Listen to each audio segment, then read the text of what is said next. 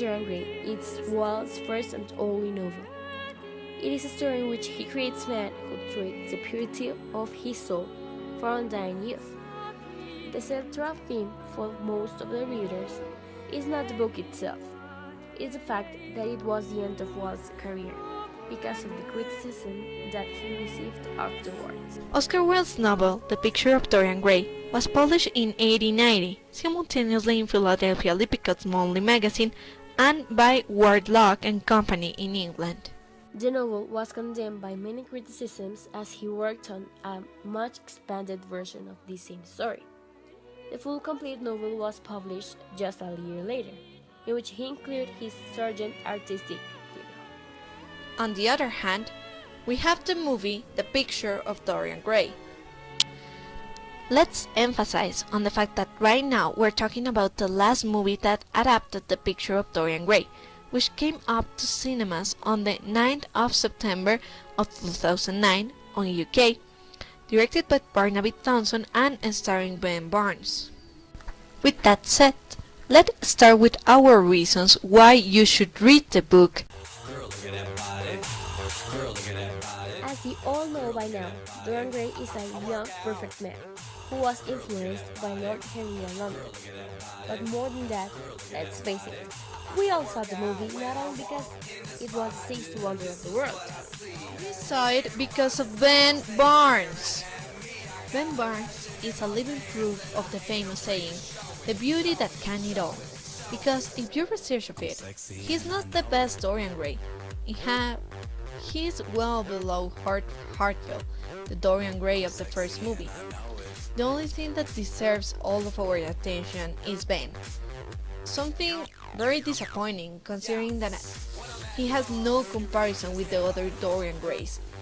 And now is when we realize that definitely beauty is what must sell, if we take into account that this version is the most sold. Most of the time, when a book is adapted to a movie, some characters turn to be simpler than what they were in the book. Perhaps, in this movie, we have an exceptional case. Sybil Vane's brother, who is called Jimmy in the movie, is a character that didn't appear that much in the book. He has a little chat with Sybil before he goes to work in a boat as a sailor. He tries to kill Dorian after he came back and discovered that his sister killed herself because of him. And finally, he dies because when he was trying to kill Dorian for the second time, a random character was hunting and mistaken him with a prey. It is true that James Vane wasn't exactly the luckiest man in the world, but at least in the book he has a little of dignity. In the movie, Jimmy has more participation. The first time Dorian meets Sybil Vane, she is living with him, and when Sybil kills herself, Jimmy goes to Dorian's house and confronts him. It is a way a lot more than what he does in the first part of the novel. In that way, we could have guessed that Jimmy's death must be something really elaborated and detailed, but no! The movie couldn't afford another background change, even if they have done it plenty of times without any reason. So, when James Vane tries to kill Dorian again, he chases him to a train station. It looks like it will be the end of Dorian, but a train runs over Jimmy and kills him. Am I the only one here who thinks as if we were watching a cartoon during this scene? I mean, that raid came from absolutely nowhere. We don't see it coming. We don't hear it coming. So where was the train before he ran over that guy? If they wanted to give more fuck yous, at least they should have given him the dignity that Walt gave him in the book. One of the most dreadful things of this movie is for sure the representation of Sybil Vane. She's supposed to be a great actress, but we see her performance only for a few seconds before we enter into a bunch of cheesy footage with Dorian. In addition, her suicide is completely unjustified. Well, actually, she had a lot of excuses to kill herself. She sleeps with a man that she barely knows, something that doesn't happen in the book. And when presumably she noticed that she's pregnant, she also finds out that her fiancé is cheating on her. Well, actually no. She doesn't find out, she just thinks he's cheating on her. Something that the audience knows is true. But that is also something that didn't happen in the book. Probably many will argue that Sybil had a lot of reasons to kill herself. Perhaps the events that sent her to the grave are not well adapted. In the book, Dorian almost tortured the poor girl because he went with his friends to a performance of Romeo and Juliet, where she played the role of Juliet. But the performance is just terrible, making Dorian feel completely embarrassed in front of Basil and Henry. On the other hand, Sybil is proud of her performance because she doesn't want to act anymore. She wants to marry Dorian and live happily ever after.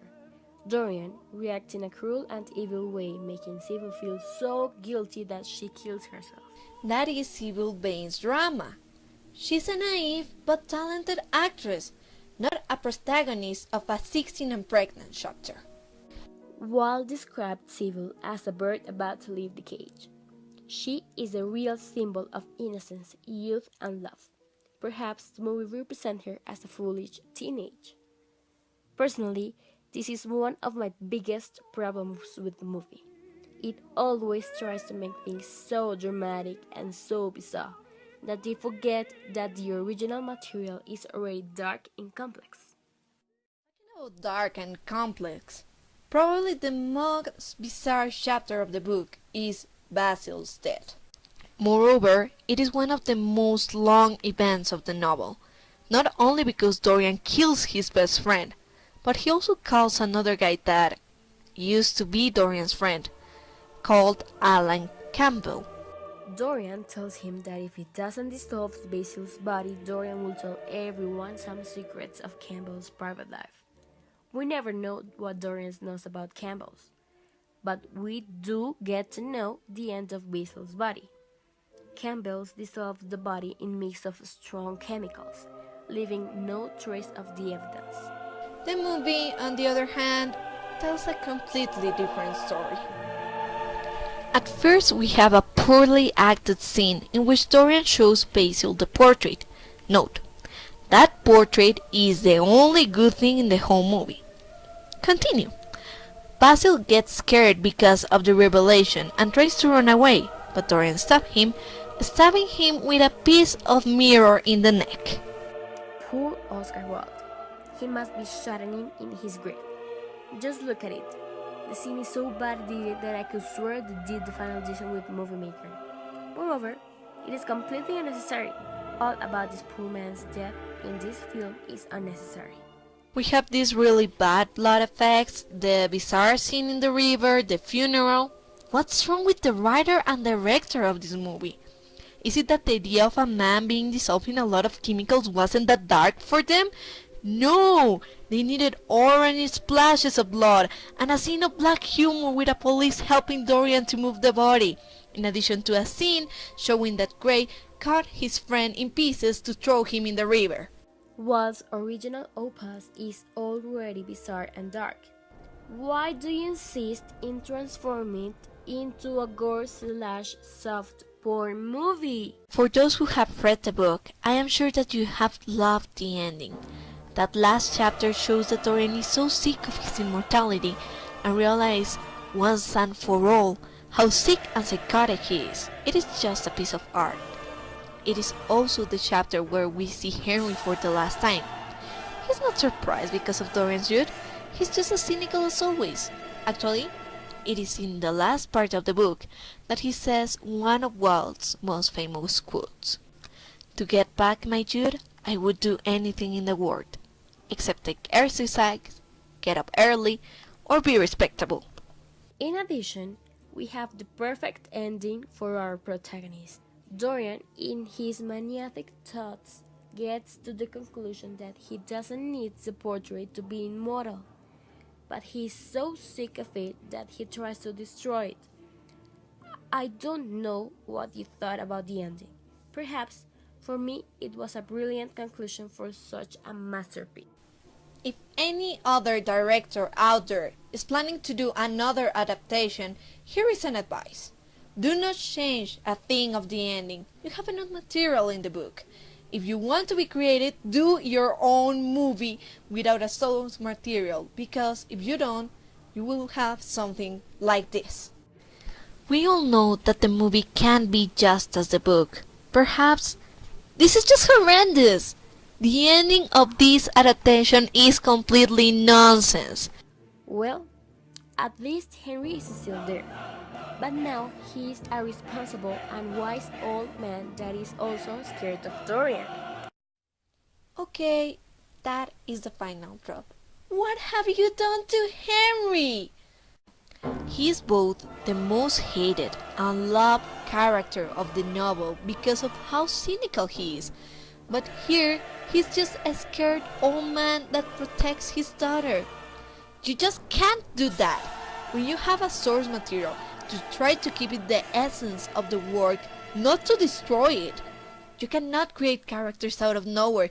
You can't change in a 75 or 80% a character's personality, and you can't do this.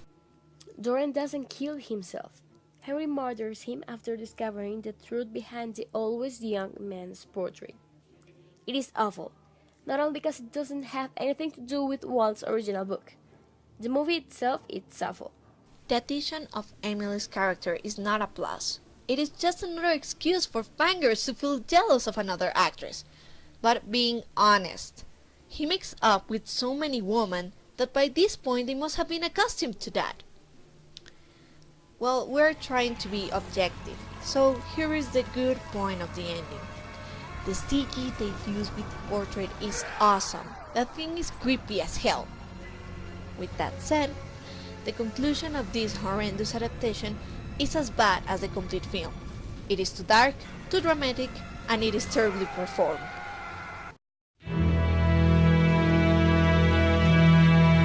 I can't see you.